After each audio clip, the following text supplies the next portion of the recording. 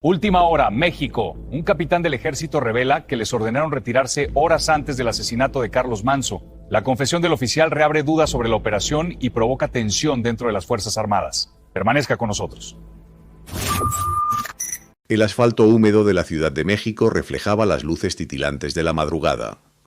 Un silencio pesado, solo roto por el ulular distante de las sirenas, envolvía las calles, presagiando una verdad que había sido enterrada demasiado tiempo. En la penumbra una voz grave y resonante se alzó, perforando el velo del tiempo. Nos ordenaron retirarnos horas antes del asesinato de Manzo. Una verdad oculta, una herida abierta en el corazón de nuestra nación. Prepárense para desenterrarla. En la quietud de una modesta vivienda en Querétaro, el capitán Ricardo Morales, conocido por sus camaradas como Rico, observaba el noticiero que parpadeaba en la pantalla. Sus ojos, antes llenos del fuego de la juventud y el deber, ahora cargaban el peso de décadas de silencio. Rico había sido un hombre de honor, condecorado en múltiples ocasiones por su valentía y su inquebrantable lealtad al ejército. Su uniforme, impecable en cada desfile y ceremonia, era un símbolo de su compromiso. Pero detrás de la fachada de un héroe respetado, latía el corazón de un hombre atormentado por un secreto demasiado grande, uno que había guardado celosamente durante años, consumiéndolo desde dentro. La sombra de aquella noche, la noche del asesinato de Manzo, lo seguía como una maldición, proyectándose sobre cada aspecto de su vida. Ya retirado, su rutina se había vuelto metódica, casi ritualista, como si intentara con ello exorcizar los fantasmas del pasado. Cada taza de café matutina, cada paseo por el parque con su perro viejo, eran pequeños intentos de encontrar paz. Una paz que siempre le eludía. México, en aquellos años turbulentos, era un crisol de esperanzas y desilusiones. El fervor social se mezclaba con la corrupción rampante, y en ese escenario volátil la figura de Manzo emergía como un faro para muchos. No era un político al uso, sino un líder carismático, un activista incansable cuya voz resonaba en los rincones más olvidados del país. Manzo defendía los derechos de los marginados, denunciaba las injusticias con una pasión que encendía tanto la admiración como el odio. Sus discursos eran arengas vibrantes que prometían un futuro más justo, pero también ponían en jaque a poderosos intereses, tanto en la política como en las sombras del crimen organizado. Era un hombre amado por el pueblo, pero temido por aquellos que se beneficiaban del statu quo. La tensión social y política era palpable, una bomba de tiempo a punto de estallar, y Manzo, con su audacia, era la chispa.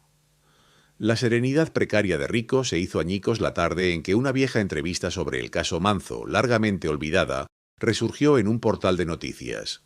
La imagen granulada del reportero, la mención de nombres y fechas, todo ello actuó como un detonante, una descarga eléctrica que lo hizo revivir cada detalle, cada sensación de aquella fatídica noche. El artículo hablaba de la impunidad, de las inconsistencias en la investigación, de las preguntas sin respuesta que aún flotaban en el aire como humo venenoso. La culpa, que había sido una brasa latente en su pecho, se encendió de nuevo con una furia devastadora. Los recuerdos fragmentados asaltaron su mente, el olor a pólvora, el sonido de las botas en el asfalto y aquella voz en el radio, fría y concisa dando la orden. Horas después, el timbre de su viejo teléfono fijo lo sacó de su letargo. Era una voz que no reconocía, pero cuyo tono urgente resonó con el eco de sus propios pensamientos. Capitán Morales, sé quién es usted y lo que sabe sobre Manzo. Un equipo de investigación está preparando un documental, reabriendo el caso. Podría ser su última oportunidad para que la verdad salga a la luz. La llamada no fue una amenaza, sino una invitación, una tentación a la que Rico sabía, en lo más profundo de su ser, que no podía resistirse más. La idea de hablar, de romper el juramento de silencio que había mantenido por una lealtad, ahora cuestionada, era aterradora. Las posibles repercusiones eran inmensas, no solo para él, sino para su familia, para la vida tranquila que había construido a duras penas. Pero el peso de la verdad, la imagen fantasmal de Manzo y la injusticia, eran más pesadas que cualquier miedo. Un nudo de angustia se formó en su estómago, pero también de manera extraña una punzada de alivio. La semilla de la revelación había sido plantada. El tiempo de callar había terminado. Antes de sumergirnos en esta compleja red de secretos y traiciones, asegúrate de suscribirte a nuestro canal. No querrás perderte ninguna revelación que destaparemos en esta serie. La verdad está a punto de salir a la luz, una verdad que cambiará la forma en que entendemos la historia reciente de México. La historia del capitán Morales es la historia de muchos, un testimonio de que incluso las verdades más enterradas, tarde o temprano encuentran su camino hacia la superficie. La siguiente parte de esta narrativa promete adentrarnos aún más en el conflicto interno de Rico, sus dudas, sus miedos, y los primeros destellos de aquella noche que marcó su vida y la de todo un país. La punzada de alivio se mezclaba con un terror gélido que le recorría la espina dorsal. Rico se sentía atrapado entre la espada y la pared, entre el deber moral de un ciudadano y la inquebrantable lealtad que había jurado a su institución. La voz en el teléfono había sembrado una semilla, una pregunta sin respuesta que había estado latente por décadas. ¿Podría por fin liberarse del yugo de ese silencio? Cada fibra de su ser le gritaba que la verdad debía salir a la luz, pero el eco de un pasado, peligroso, lo paralizaba. La imagen de Manzo, su sonrisa apasionada y su mirada resuelta, parpadeaba en su mente, intercalada con fragmentos caóticos de aquella noche. El crujido de las hojas secas bajo sus botas, el olor metálico de la sangre en el aire, el pánico súbito que se apoderó de todos cuando la noticia llegó. Eran solo destellos, piezas inconexas de un rompecabezas que nunca se atrevió a armar por completo. Manzo no era solo un nombre para Rico, era un símbolo. Originario de una comunidad indígena empobrecida en el sur de México, había ascendido desde la miseria más absoluta hasta convertirse en una voz respetada, temida y amada. Abogado de profesión, había dedicado su vida a luchar contra la expropiación de tierras, la corrupción gubernamental y la explotación de los recursos naturales por parte de corporaciones extranjeras. Sus ideales eran claros, su oratoria magnética. Había movilizado a miles de personas, inspirando movimientos sociales que exigían justicia y equidad. Naturalmente, esto le había granjeado enemigos poderosos. Empresas mineras transnacionales, caciques locales acostumbrados a la impunidad y políticos corruptos que veían sus intereses amenazados por la creciente influencia de Manzo. Su muerte no fue solo una tragedia personal, fue un golpe para la esperanza de muchos, un mensaje brutal de que ciertas líneas no debían cruzarse en el complejo tablero político y económico de México. El impacto de su asesinato resonó como un trueno en todo el país, dejando un vacío irreemplazable y una estela de desconfianza hacia las instituciones. Para Rico, la muerte de Manzo no era solo un evento histórico, era una herida personal, una cicatriz en su conciencia que se negaba a sanar. Rico había sido el capitán de una unidad de élite, hombres y mujeres forjados en el rigor del entrenamiento militar, leales hasta la médula. El sargento Vargas, un tirador excepcional con un sentido del humor mordaz. La teniente Flores, estratega brillante y siempre calmada bajo presión. Y el cabo Sánchez, el más joven, lleno de idealismo y un profundo respeto por su capitán. Su cohesión era inquebrantable, su disciplina ejemplar. Juntos habían enfrentado situaciones de alto riesgo, confiando ciegamente el uno en el otro.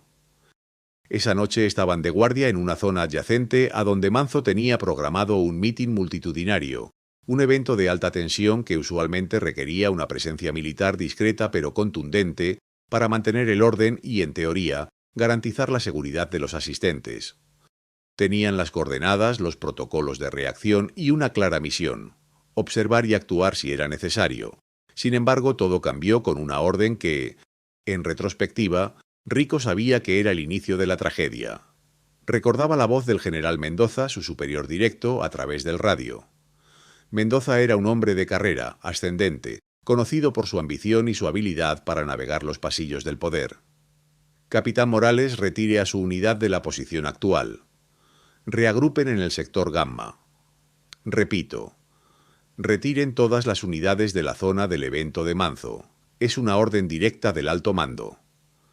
La voz era fría, sin matices, pero la orden en sí era desconcertante. Rico había escuchado órdenes extrañas antes, pero esta era diferente.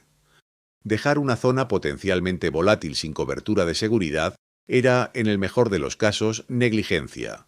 En el peor, una señal de algo siniestro. La extrañeza de la situación le provocó un escalofrío.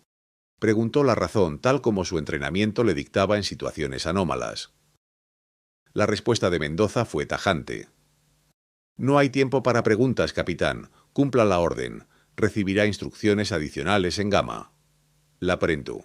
Autoridad en su tono no dejó lugar a objeciones.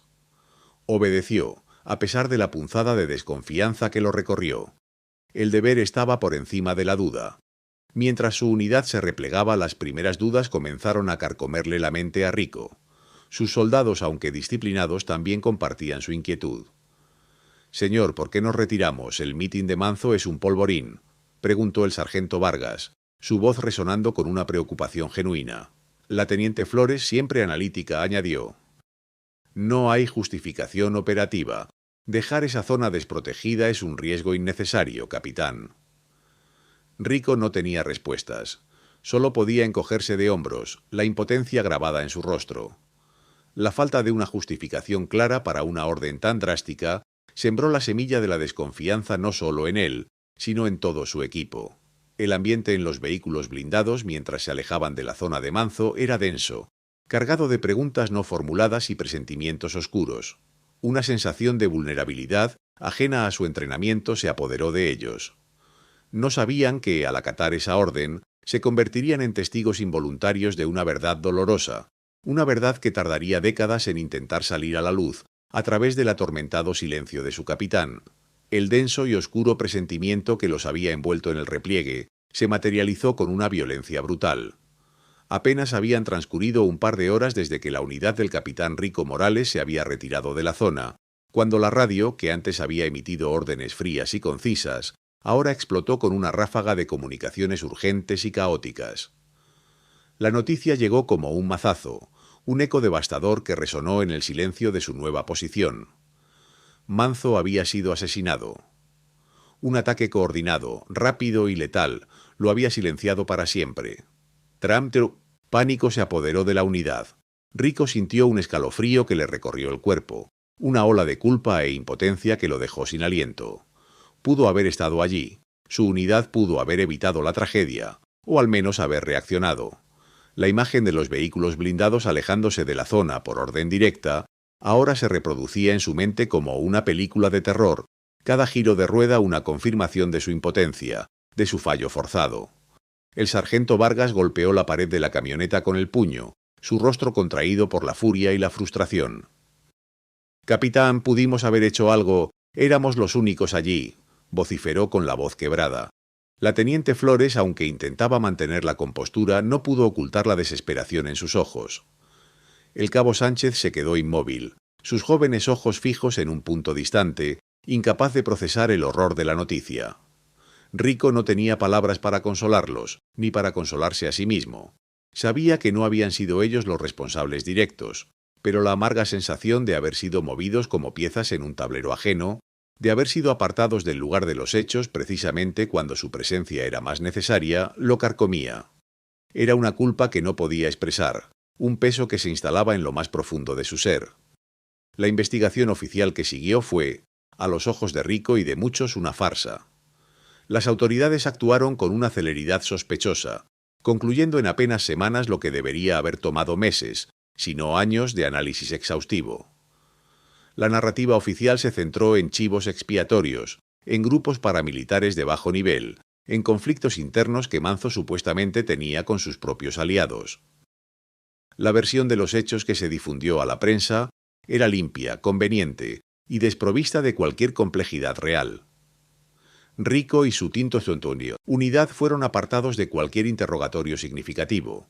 Sus reportes que detallaban la orden de retirada fueron archivados, y sospechaba él convenientemente, perdidos o ignorados. Se les dio la orden implícita de no hablar del asunto, de mantener el perfil bajo, de seguir las directrices.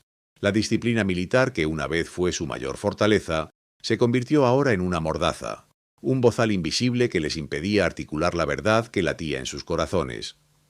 La presión para mantener el silencio no tardó en llegar, sutil al principio, luego más directa. Rico recordaba una reunión con un alto mando, un general de inteligencia con una mirada fría y calculadora. La conversación fue aparentemente banal, un repaso de hojas de servicio y evaluaciones de desempeño. Pero entre líneas el mensaje era claro. Capitán Morales, su historial es impecable, un activo valioso para el ejército. Cuidar su reputación y la de la institución es crucial. Los héroes no se involucran en rumores ni disputas políticas. No fue una amenaza explícita, pero el peso de las palabras, el conocimiento de lo que implicaba una deshonra militar, era suficiente para silenciar a la mayoría. Otros compañeros de su unidad reportaron cambios repentinos en sus destinos, ascensos congelados o asignaciones a regiones remotas sin justificación clara. Eran advertencias, estrategias veladas para asegurar que nadie abriera la boca. La lealtad al ejército, esa misma que había sido forjada en sangre y camaradería, se ponía a prueba, confrontada con la verdad personal que gritaba por ser liberada. El dolor de la familia de Manzo era una constante en las noticias y en la conciencia colectiva. La viuda, consumida por el luto y la indignación, sus hijos, pequeños y huérfanos, de un padre que les había legado un ideal de justicia. Sus rostros grabados en los periódicos y la televisión acechaban a Rico en sus sueños. Sentía una deuda moral con ellos, una responsabilidad tácita por no haber podido proteger a Manzo. Sabía que su silencio no era inocente, que contribuía a la impunidad y al sufrimiento de esa familia que buscaba respuestas. Cada aniversario del asesinato, cada mención de Manzo en los medios, reabría la herida, el recordatorio constante de su complicidad impuesta. Impulsado por esa culpa lacerante, Rico intentó, en los meses posteriores al asesinato, hacer sus propias indagaciones. De forma discreta, habló con otros contactos militares, con algunos periodistas que conocía, tratando de entender la lógica detrás de la orden de retirada. Quería saber quién, aparte del general Mendoza, había dado la orden, y por qué. Cada puerta que tocó, sin embargo, se cerró estrepitosamente. Los contactos se volvieron esquivos, los periodistas se mostraban nerviosos. Un superior, un coronel de confianza que había sido una especie de mentor para Rico, le advirtió con gravedad. «Rico, hay cosas que es mejor no saber. Hay hilos que si los jalas pueden derrumbar todo el tapiz. Por tu bien y el de tu familia, déjalo ir». La reprimenda no fue violenta, pero la advertencia fue clara y contundente. El mensaje era inequívoco. El ejército protegería sus propios secretos a cualquier coste. Rico, un hombre acostumbrado a la acción y a la verdad directa, se encontró en un laberinto de secretos y conspiraciones que superaban con creces su comprensión. La frustración era inmensa, la sensación de estar atado de manos insoportable. Las pocas pruebas que logró recabar, fragmentos de conversaciones, reportes de inteligencia incomprensibles, coordenadas geográficas que no encajaban, fueron tan escasas y desconectadas que no pudo construir una narrativa coherente ni mucho menos una acusación formal. Rápidamente se dio cuenta de que estaba solo en su búsqueda. El sistema de alguna manera se cerraba a su alrededor, impidiendo cualquier incursión en la verdad. Exhausto, desilusionado y bajo la creciente presión de sus superiores, Rico se vio obligado a archivar su búsqueda. El miedo a las represalias, a las consecuencias para su carrera y, lo que era más importante, para su familia, finalmente lo doblegó. El silencio se convirtió en su única opción, aunque cada fibra de su ser se rebelara contra él. Enterró la verdad junto con sus propias aspiraciones de justicia, resignándose a la carga de lo que sabía, pero no podía decir. Esa resignación, esa pesada capa de silencio que Rico había impuesto sobre sí mismo durante tantos años, comenzó a resquebrajarse. La llamada anónima que había recibido, la que hablaba de un documental en preparación, fue el catalizador definitivo. No fue el único evento, sin embargo.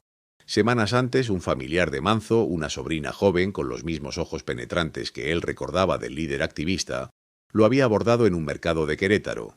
Lo había reconocido por una vieja foto publicada en un artículo de un periódico local sobre héroes anónimos del ejército.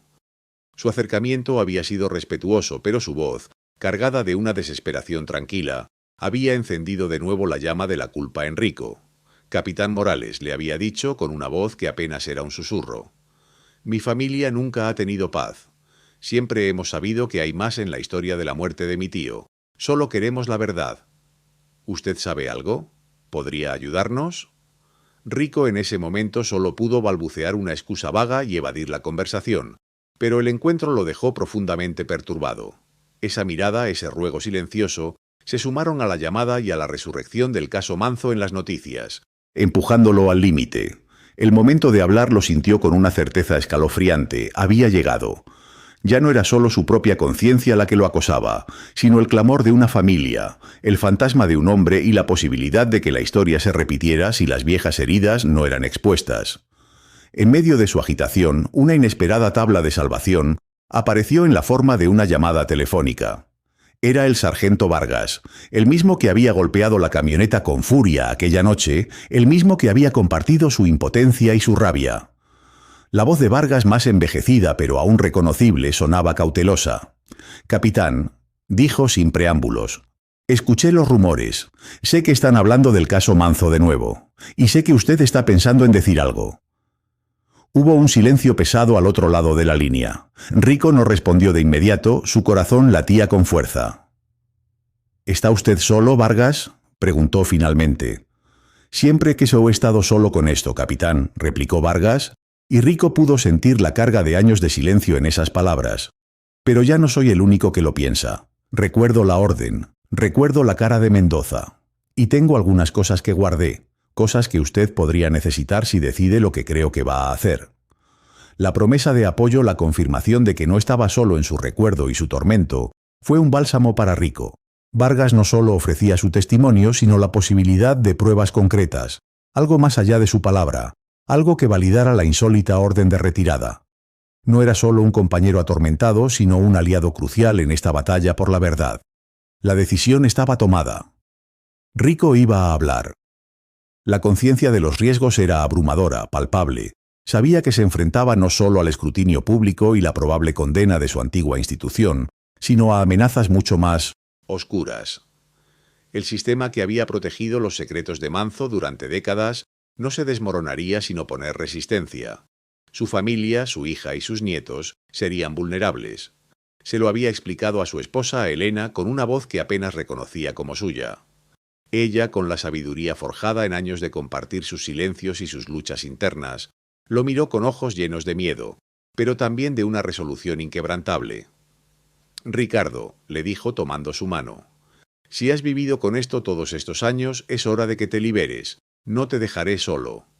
Ese apoyo incondicional le dio la fuerza necesaria para comenzar los preparativos. Había que ser metódico, astuto. No podía precipitarse.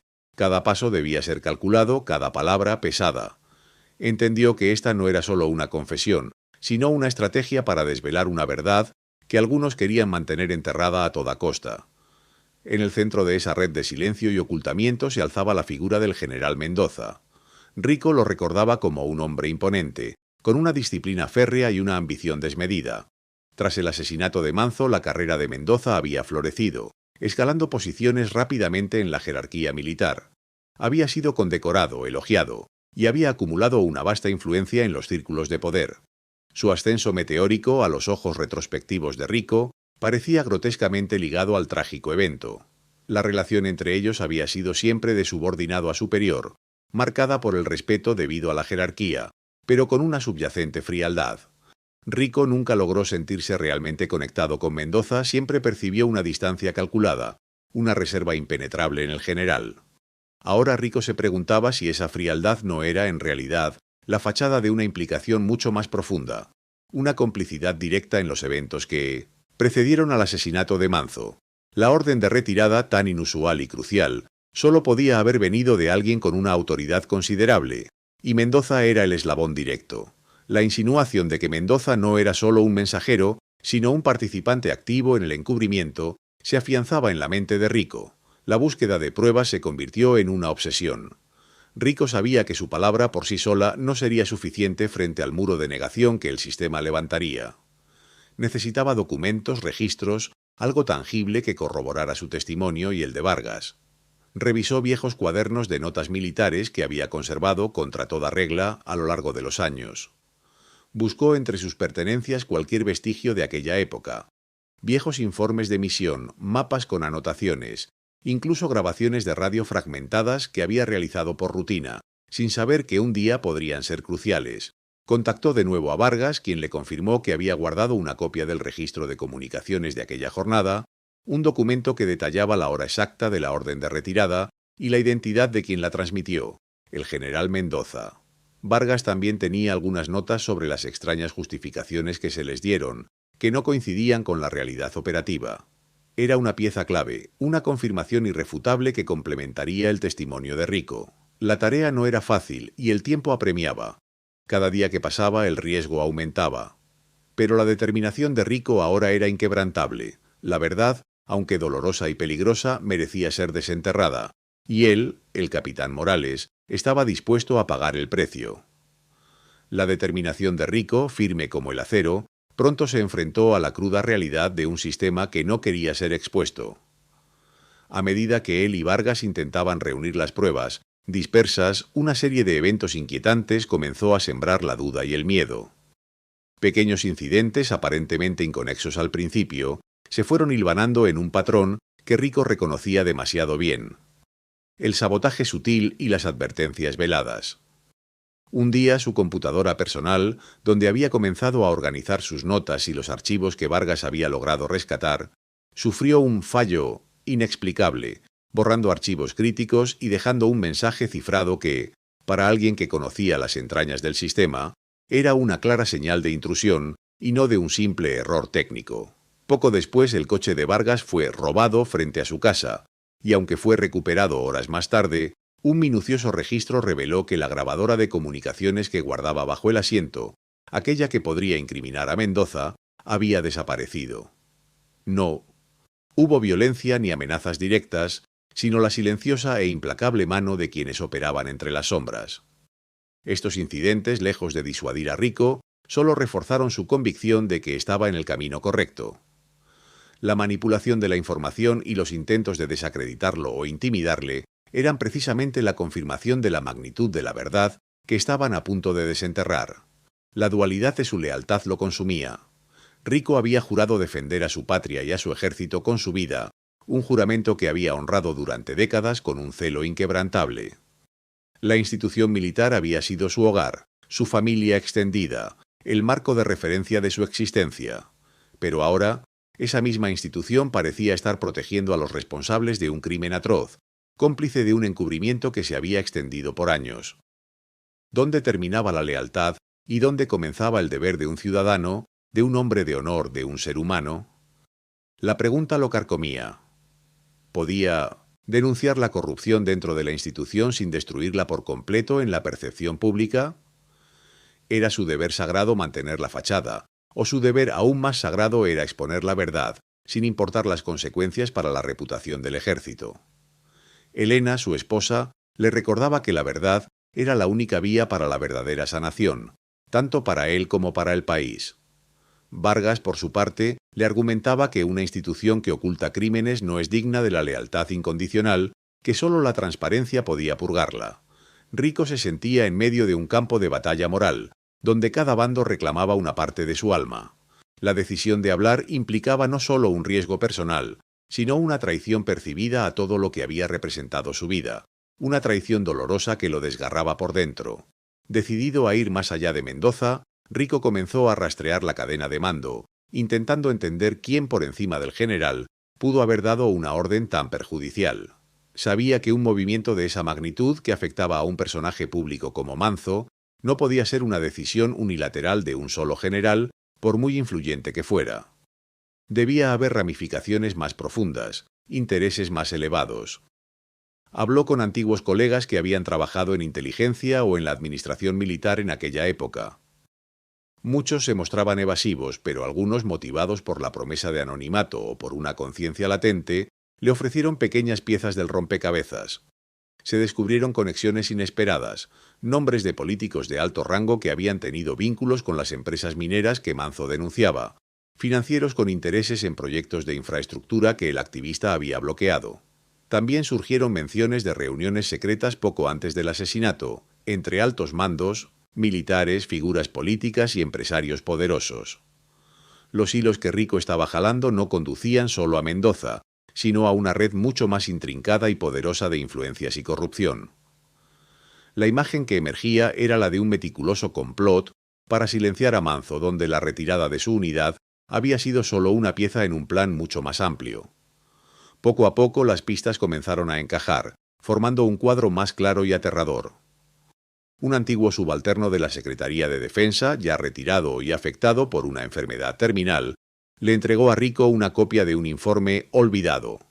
Era un memorando interno que detallaba una reorganización de la seguridad en la zona de Manzo, fechado apenas días antes del asesinato, que justificaba la retirada de ciertas unidades por motivos logísticos improcedentes. La terminología burocrática no podía ocultar la intencionalidad de la acción. Vargas, por su lado, recordó una conversación interceptada, casualmente grabada en un antiguo dispositivo de radioaficionado que usaba como hobby. Era una comunicación breve, codificada, entre dos voces que sonaban a personal de inteligencia, mencionando la Operación Cardenal y la neutralización del objetivo. En su momento no le había dado importancia, pero ahora, a la luz de los acontecimientos, la palabra neutralización adquiría un significado siniestro. Un testigo reticente, un exoficial de bajo rango que había desertado tras el asesinato de Manzo, contactó a Rico a través de un intermediario. Había sido parte del equipo de vigilancia que limpió la zona después de la retirada de la unidad de Rico, asegurándose de que no hubiera presencia militar durante el ataque. Su testimonio era aterrador. Había visto vehículos no identificados y personal civil armado horas antes de que la noticia del asesinato saliera a la luz. Cada pista era un minutinsek golpe, cada nueva pieza, un fragmento de una verdad brutalmente suprimida. El culmen de esta fase de su búsqueda llegó en un encuentro tenso y cargado de dobles intenciones. Rico fue invitado a un evento de veteranos, una gala benéfica en la Ciudad de México. Sabía que Mendoza, ahora un general de división retirado y una figura influyente en el ámbito político, estaría presente. No fue una confrontación directa, sino un juego de miradas y palabras veladas. Rico, impecable en su traje de gala, se acercó a Mendoza, que charlaba animadamente con un grupo de empresarios. «Mi general», Rico dijo, con una voz calmada que ocultaba un torbellino de emociones. «Es un honor verlo. Recordando viejos tiempos me preguntaba si aún tiene en mente aquella noche, la de la Operación Cardenal. Siempre creí que fue un error estratégico grave». Mendoza, un hombre de imponente estatura y rostro cincelado por la experiencia, interrumpió su conversación. Su sonrisa se desvaneció, reemplazada por una mirada de hielo. «Capitán Morales», respondió, su voz grave y cortante. «Los errores estratégicos son parte de la guerra, y la memoria, capitán, es a veces una carga pesada. Algunas cosas es mejor dejarlas en el pasado, ¿no cree?». La tensión era palpable, una aura densa que solo ellos dos parecían percibir.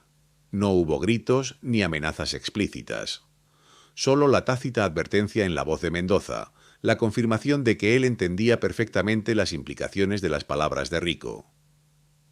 El general no negó la orden, no refutó la Operación Cardenal. Solo le advirtió de los peligros de desenterrar el pasado. Pero para Rico, esa advertencia, esa negativa a hablar con franqueza fue un reconocimiento implícito de su participación. La verdad, aunque no dicha, resonaba entre ellos con una claridad ensordecedora, consolidando la convicción de Rico de que su búsqueda no era en vano. La verdad, sin pronunciarse, resonaba entre ellos con una claridad ensordecedora, consolidando la convicción de Rico de que su búsqueda no era en vano. Aquella mirada helada de Mendoza, ese silencio cargado de significado, confirmaba lo que Rico ya sospechaba. Detrás de la aparente negligencia o error estratégico de la retirada de su unidad, yacían intenciones mucho más oscuras y deliberadas. Rico comenzó a discernir los motivos, un entramado complejo de intereses que se habían ocultado tras el velo de la seguridad nacional y la disciplina militar. No se trataba solo de un ajuste de cuentas político o de la ambición desmedida de un general. Las conexiones que había desenmascarado, los nombres de políticos y empresarios que se cruzaban con los de Manzo, apuntaban a un nexo entre el poder económico y la maquinaria del Estado. Manzo había tocado fibras sensibles en la economía nacional, al oponerse a megaproyectos de infraestructura que prometían pingües ganancias a unos pocos, pero que despojaban de sus tierras y recursos a comunidades enteras. Había denunciado contratos leoninos con empresas extractivas, forjando alianzas con líderes indígenas y rurales para detener la explotación indiscriminada. La Operación Cardenal no era un error, era una operación de limpieza, un plan meticulosamente orquestado para eliminar un obstáculo. La retirada de la unidad de Rico y sus compañeros no fue un descuido, sino un paso calculado para asegurar que no hubiera testigos militares que pudieran intervenir, o lo que era peor para los conspiradores, que pudieran identificar a los verdaderos perpetradores. Era un encubrimiento diseñado antes de que el crimen siquiera se cometiera, una premonición escalofriante de la corrupción que se había infiltrado hasta los tuétanos de las instituciones. Rico se dio cuenta de que no solo estaba lidiando con un asesinato, sino con una traición a la nación misma, un acto perpetrado por aquellos que ostentaban el poder para proteger sus propios intereses ilegítimos. La rabia y la indignación crecieron en su pecho, avivando aún más su determinación. Sin embargo, a medida que esta verdad comenzaba a emerger con una claridad aterradora, la amenaza sobre él y sus seres queridos se intensificaba. Los incidentes de sabotaje se volvieron más frecuentes y menos sutiles. Una noche, el sistema eléctrico de su casa falló de manera selectiva, dejando solo algunas habitaciones a oscuras, incluidas aquellas donde guardaba los documentos que Vargas había conseguido recuperar. Al día siguiente, una llamada anónima recibió Elena, su esposa, con una voz distorsionada que susurró: «Dile a tu marido que el pasado es mejor dejarlo enterrado. Algunas familias sufren más cuando se desentierran secretos». El mensaje era claro y escalofriante. La tensión en el hogar de Rico era palpable. Cada sombra parecía esconder una amenaza, cada ruido de la calle una potencial intrusión. Sus nietos, que solían visitar los fines de semana, ahora eran mantenidos a distancia por precaución, una medida que a Rico le partía el alma, pero que sabía era necesaria. La escalada de hostigamiento era una señal inequívoca de que estaban muy cerca de la verdad, y de que los poderes ocultos no se detendrían ante nada para protegerla. En este punto crítico, Rico enfrentó el dilema moral final, el que definía el resto de su existencia. Había dedicado su vida al ejército, a la defensa de los valores de la patria. Pero ¿qué pasaba cuando la patria era traicionada desde dentro? Cuando la institución a la que había jurado lealtad se convertía en cómplice de la injusticia. El código militar le exigía obediencia, discreción, lealtad inquebrantable a sus superiores. Pero su conciencia, su sentido de honor y justicia, le gritaban que el silencio era ahora una complicidad inaceptable. Decidir si arriesgarlo todo, incluso su vida y la seguridad de su familia, por una verdad que podría no ser escuchada o, peor aún, ser distorsionada, era una carga casi insoportable. Las noches se volvieron largas, llenas de insomnio, con el rostro de Manzo y los ojos de su esposa e hijos alternándose en su mente. ¿Valía la pena el sacrificio? ¿Cambiaría realmente algo su revelación? ¿O simplemente sería otro mártir en una larga lista sin lograr la justicia que buscaba? La confrontación interna con sus principios y el código militar era una batalla encarnizada dentro de su propia alma. Fue en medio de esta profunda crisis que el sargento Vargas se convirtió en un pilar indispensable. La promesa de apoyo que había hecho se materializó con una lealtad inquebrantable. Vargas no solo había reunido las pruebas físicas, como la copia del registro de comunicaciones y sus notas personales sobre la orden de retirada, sino que también había contactado a un antiguo colega de la prensa, una periodista valiente y reconocida por su integridad, llamada Sofía. Sofía había estado investigando el caso Manzo durante años, topándose una y otra vez con el mismo muro de silencio y amenazas veladas. La perspectiva de tener un testigo militar de primera mano, con pruebas documentales, era para ella la oportunidad de su vida, pero también la más peligrosa de su carrera. Vargas coordinó el primer encuentro secreto entre Rico y Sofía, asegurando una seguridad improvisada pero efectiva. La periodista, al escuchar el testimonio de Rico y examinar las pruebas, se conmovió profundamente. No solo vio una historia periodística, sino una oportunidad para hacer justicia. Se convirtió en un apoyo crucial, no solo en la preparación del testimonio de Rico, puliendo cada detalle, anticipando cada posible ataque a su credibilidad, sino también en asegurar su protección. Sofía puso a Rico en contacto con una red de abogados de derechos humanos y organizaciones civiles que podrían ofrecerle amparo legal y, en un caso extremo, refugio. El capitán no estaba solo. Tenía un equipo, una red de personas dispuestas a arriesgarlo todo por la verdad. A pesar del miedo palpable, a pesar de las amenazas crecientes y del inmenso peso de lo que estaba a punto de hacer, Rico tomó la decisión inquebrantable. La imagen de Manzo, de su familia devastada, de la injusticia que había permeado la nación por décadas, se convirtió en su motor. No podía vivir un día más con ese silencio, con esa complicidad impuesta. La verdad, aunque dolorosa y potencialmente destructiva, era el único camino hacia una paz genuina, tanto para él como para la memoria de Manzo. El capitán Ricardo Morales, el hombre de honor y condecorado, el que había vivido bajo la sombra de un secreto durante años, finalmente se puso de pie. No había vuelta atrás. La hora de la revelación pública se acercaba, y él estaba listo para enfrentar las consecuencias cualesquiera que éstas fueran. La justicia para Manzo y para México lo exigía. Se había preparado mental y emocionalmente para la tormenta que se avecinaba, sabiendo que su testimonio no solo implicaría a Mendoza, sino a una red mucho más vasta de intereses oscuros que operaban desde las más altas esferas del poder. Su determinación era absoluta, forjada en la urgencia moral de romper el silencio. El miedo seguía ahí, un compañero constante, pero fue superado por una convicción inquebrantable. La determinación de Rico era absoluta, forjada en la urgencia moral de romper el silencio. El miedo seguía ahí, un compañero constante, pero fue superado por una convicción inquebrantable que lo impulsaba hacia adelante. El día de la revelación pública llegó con una mezcla de ansiedad y una extraña serenidad. Sofía, la periodista, había trabajado incansablemente para orquestar el escenario perfecto, una comparecencia ante un selecto grupo de medios internacionales y nacionales en una ubicación segura y confidencial. La estrategia era minimizar el riesgo de censura o manipulación de su mensaje inicial. Rico, flanqueado por Sofía y un abogado de derechos humanos, se sentó frente a las cámaras, su rostro surcado por los años pero con una nueva luz de propósito en sus ojos. El silencio en la sala era denso, expectante. Las luces de las cámaras se encendieron, y Rico sintió el peso de la historia sobre sus hombros. Tomó un respiro profundo y con voz firme, clara, comenzó su declaración. «Mi nombre es Ricardo Morales, capitán retirado del ejército mexicano», inició, su voz resonando con una autoridad que no había sentido en décadas.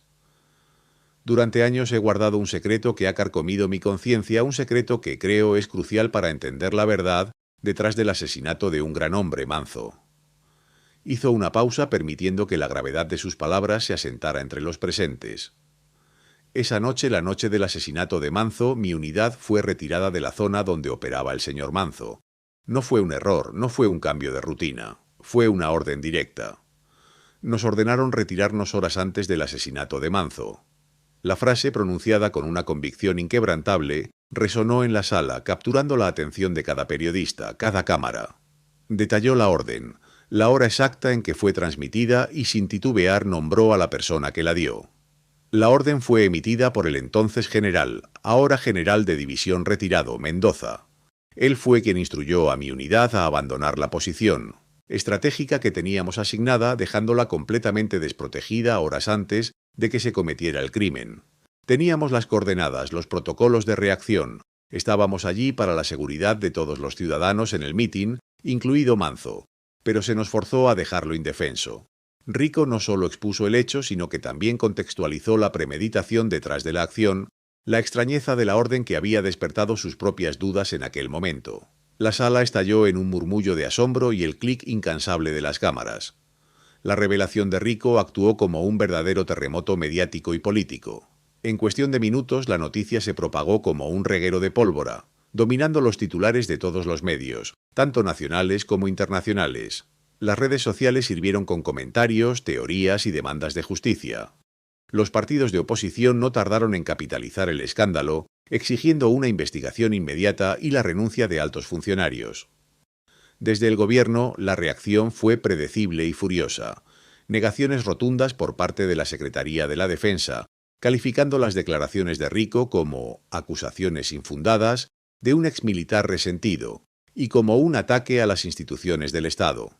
El propio general Mendoza emitió un comunicado breve y enérgico, tildando a Rico de mentiroso y traidor, y sugiriendo que sus motivaciones eran oscuras y personales. Sin embargo, la credibilidad de Rico, un capitán condecorado y sin antecedentes de escándalos, unida a la seriedad de Sofía y su equipo periodístico, impidió que las negaciones fueran completamente efectivas. La conmoción pública era inmensa. El caso Manzo, que muchos creían sepultado para siempre, se reabría ante los ojos de toda una nación, desenterrando viejas heridas y sembrando una nueva esperanza de justicia. La presión recayó inmediatamente sobre el general Mendoza.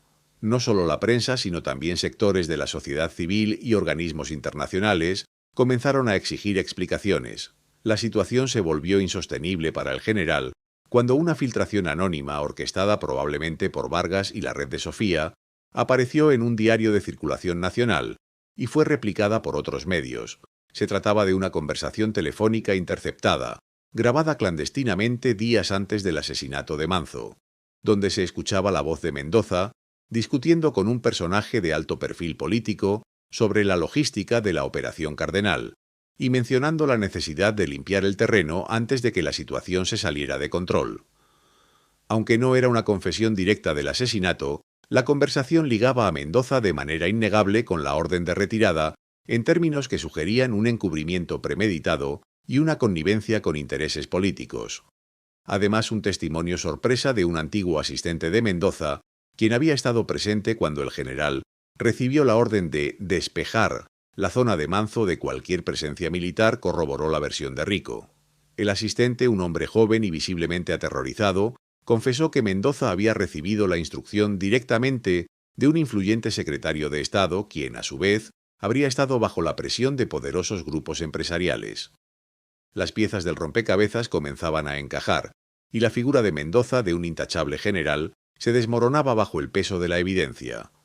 Rico, por su parte, enfrentó las consecuencias inmediatas de su acto con una mezcla de emociones. Para muchos ciudadanos se convirtió en un héroe inesperado, un símbolo de coraje y un faro de esperanza en la lucha contra la corrupción. Las muestras de apoyo llovieron. Mensajes en redes sociales, cartas de agradecimiento e incluso pequeñas manifestaciones frente a su casa, donde la gente lo aclamaba como un valiente. Pero para otros, especialmente dentro de las altas esferas del poder, fue tildado de traidor, de desleal a la institución que lo formó. La amenaza a su seguridad se volvió constante y palpable. Aunque Sofía y su equipo habían tomado precauciones extremas, Rico y su familia tuvieron que ser trasladados a una casa segura, bajo la protección de guardias privados costeados por organizaciones de derechos humanos. Su vida, tal como la conocía, había terminado para siempre. No podía salir a la calle sin escolta. Sus seres queridos vivían con el constante temor de represalias. El precio de la verdad era inmenso, la libertad personal sacrificada en el altar de la justicia. Sin embargo, en medio del caos y la incertidumbre, Rico sentía una paz que no había experimentado en décadas. Había roto el silencio, había expuesto la oscuridad, y eso para él era un triunfo en sí mismo. Su testimonio había encendido una chispa que, esperaba, se convertiría en un incendio purificador, capaz de iluminar los rincones más oscuros del poder y, finalmente, traer justicia para Manzo. La batalla apenas comenzaba, pero el primer golpe significativo había sido asestado. La batalla apenas comenzaba, pero el primer golpe significativo había sido asestado, y su eco resonó con fuerza en los pasillos del poder. La declaración del capitán Morales, respaldada por las pruebas recabadas y la filtración de la conversación del general Mendoza, desató una vorágine de eventos que nadie pudo contener.